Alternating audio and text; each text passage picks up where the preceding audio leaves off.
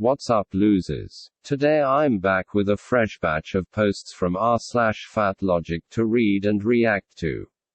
This is episode 58 in the fatlogic series. And I'm primed and ready to immerse myself in some classic fat acceptance silliness. So without further ado, let's get into it.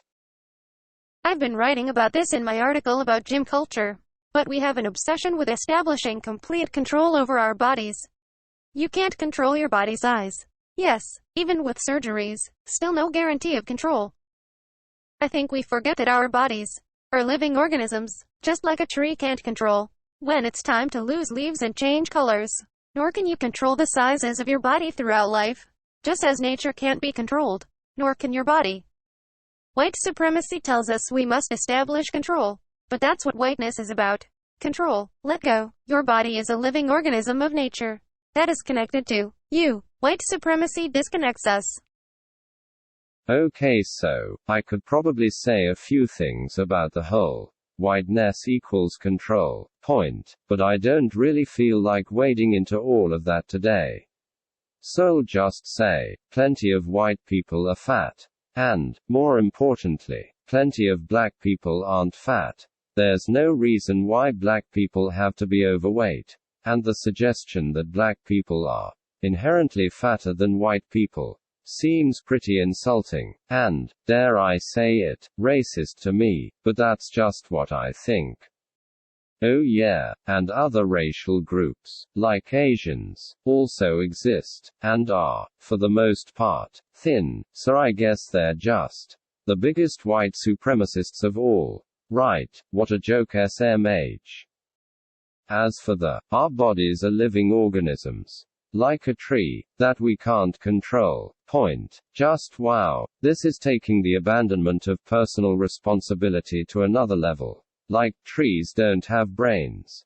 They don't think for themselves. They don't make decisions. They're just trees. You, on the other hand, are a human being. If you decide to eat less food, or exercise more, and run a calorie deficit, your body will get smaller. It's not impossible, and it's not a process that's outside of your control. Because you're not a damn tree. Size. What went wrong with humanity? Is the idea of taking ownership of your life really that daunting? That you'd rather be a tree? I don't get it, man. Moving on. Parents, did you know a desire to eat healthier is a common eating disorder origin story? This is not surprising at all. I know of someone whose ED was triggered by a healthy eating project in school. Posted, redacted. I hear this story almost every day. My kid was just trying to eat healthier. We had no idea it could lead to this. It's so terrifying, because it doesn't raise any alarm bells for most parents at first. And why would it? Tuning down dessert, and asking for more vegetables, sounds great in our culture.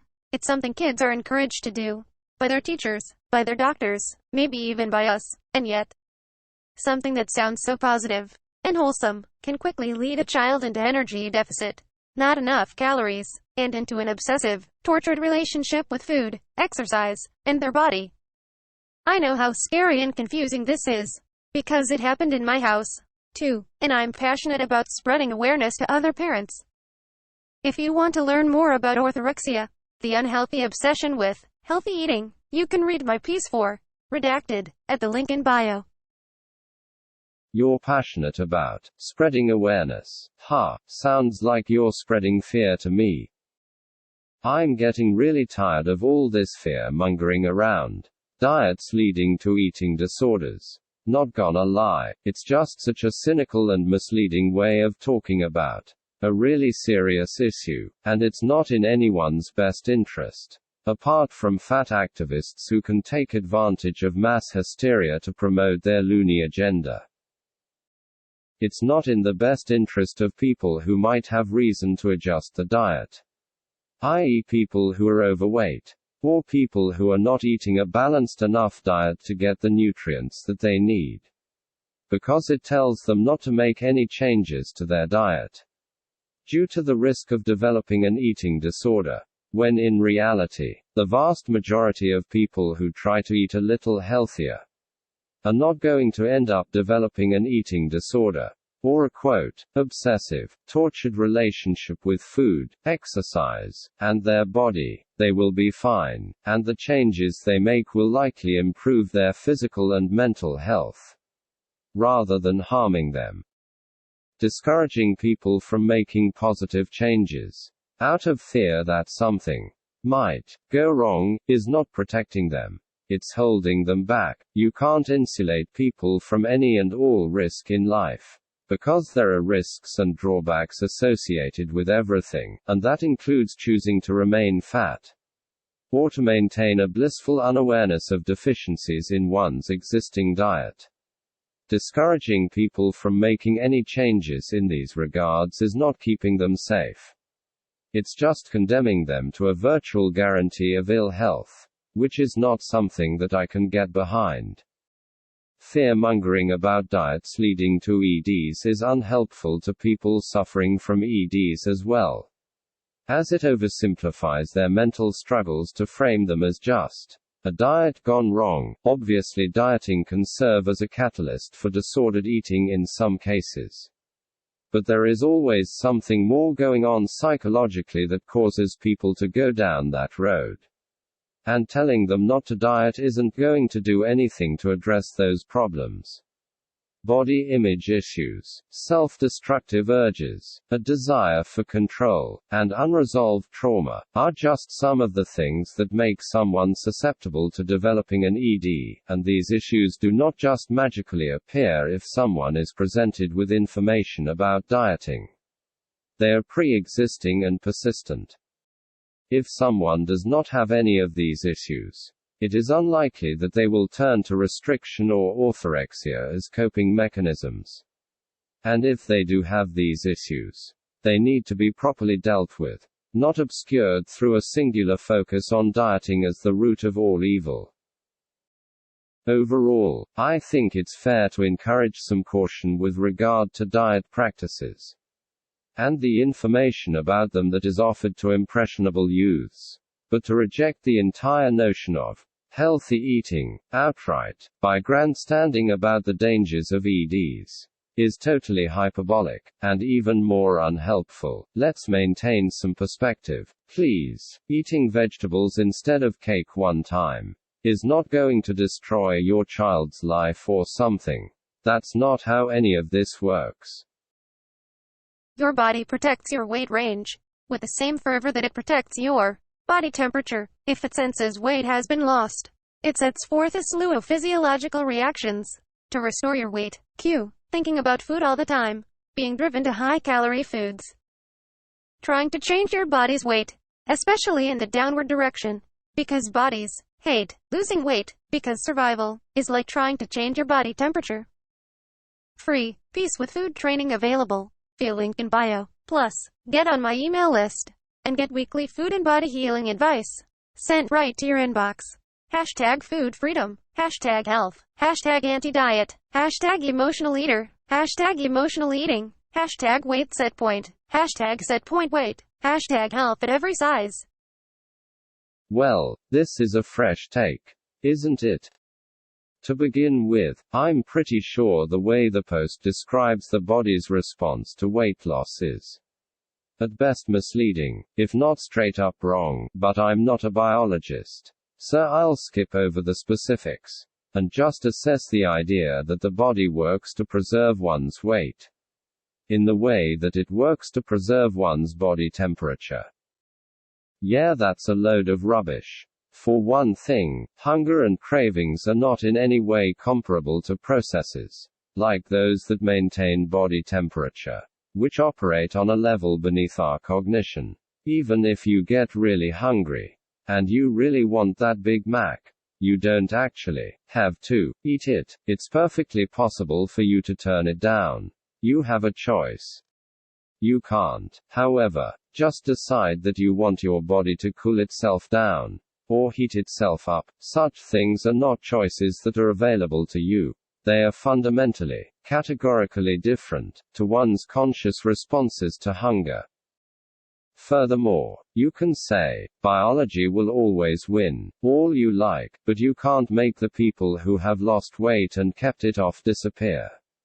It is abundantly clear that your so-called biology does not always win. It can be overcome through personal choice. The fact that you are unwilling to make that choice, and would prefer to indulge your every craving, is on you, not your body, and certainly not biology. So stop trying to act like you don't have any control over anything. It's embarrassing. Beyond that, even small changes in one's body temperature can have devastating physical consequences. Even in the short term, up to and including death. It's a very finely tuned system, and minor fluctuations of only a couple of degrees can lead to one's death. Weight is nothing like this.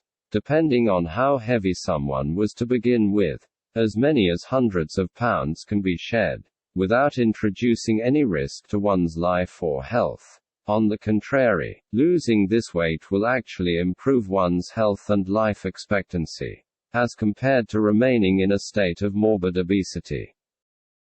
So yeah, this post is dumb, not much more to say. Really. Yeah, and it's even worse when the fat characters, or even just slightly chubby characters, are treated more as, haha fatty eat a lot, than a human being with actual emotions. Not to mention, all people who are overweight overeat. Surprisingly, I'm actually a little bit sympathetic to this one. While I don't think that fatness is something we should attempt to glorify or normalize, I do find the constant inclusion of fat characters in media as comic relief, with the joke basically revolving around their being fat and nothing else, more than a little tiresome. And I can see why it would be aggravating, as a fat person, to constantly be subjected to such portrayals. Like, just because I think obesity is unhealthy and shouldn't be encouraged, doesn't mean I want to turn fat people into punching bags, or a source of cheap laughs.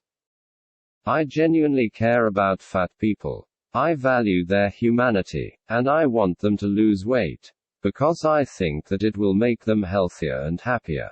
Bullying and mocking fat people isn't going to help at all in this regard, because it only reinforces the idea that society has it out for them, and makes it harder for them to believe that the advice we give is coming from a good place. On top of all that, punching down at fat people is just mean and unfunny. There's no good reason to do it. And I wish that mean-spirited, comic relief portrayals of fat people would die down in popularity as a trope. With all of that being said, I have to take issue with one part of the post, which is where it complains about overweight people being represented as people who overeat. Because, well, overweight people do overeat. That might not be all they do. And you could argue that it shouldn't be emphasized so much. But the association itself can't really be denied, no matter how fat activists might screech otherwise. But yeah, overall I agree with the post. Get creative, guys. Fat comic relief characters aren't that funny anymore. We can do better, and we should. Well, that's all I've got for you today. I hope you enjoyed checking these posts out with me, and hearing my commentary. I made the video a little longer than usual, to compensate for not uploading a fatlogic episode yesterday. So let me know what you thought about that. Do you prefer having the videos be 15-ish minutes like this? Or is 10 minutes more than enough? Let me know in the comments. As for the video itself, what do you think? Are our bodies like trees that we can't control? Is healthy eating a one-way ticket to developing an eating disorder? Is controlling body weight, like controlling body temperature, are comic relief portrayals of fat people funny? Or are they just cruel? Let me know about all that in the comments too. As always, don't forget to like and subscribe, or I'll make a movie about your life, where you're portrayed as a stereotypical fat caricature, and it will star Tess Holliday in the lead role. Just kidding, haha. Anyway, catch you later.